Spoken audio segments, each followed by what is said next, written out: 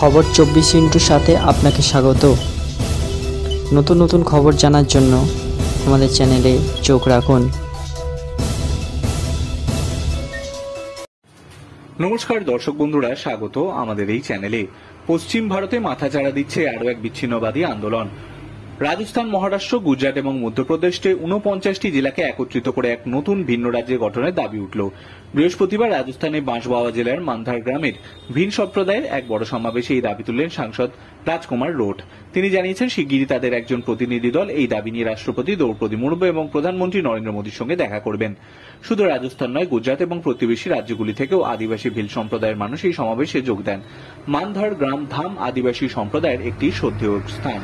ভিল সম্প্রদায়ের নেতারাই এই সমাবেশের আয়োজন করেছিলেন। এবার লোকসভা নির্বাচনে ভারতীয় আদিবাসী পার্টির টিকিটে সাংসদ হয়েছেন রাজকুমার রোট। সভায় তিনি জানান, দীর্ঘদিন ধরেই পৃথক ভিল রাজ্যের দাবি জানিয়ে আসছেন ভারতীয় আদিবাসী পার্টি। তিনি বলেন, ভিল প্রদেশের দাবি নতুন নয়।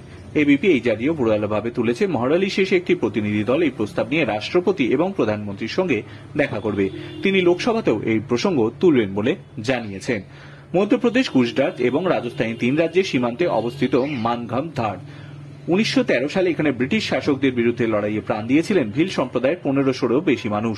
সেই সময় এই অঞ্চলে ভয়াবহ দুর্ভিক্ষ দেখা দিয়েছিল। ব্রিটিশদের কাছে কৃষির ওপর আরোপিত কর কমানোর দাবি জানিয়েছিল ভিল সম্প্রদায়। তারা সাফ বলেছিল, তাদের ঐতিহ্যকে স্বীকৃতি দিতে হবে, সেই সঙ্গে জোর করে কাজ করানোর নামে হেনস্থা করা যাবে না।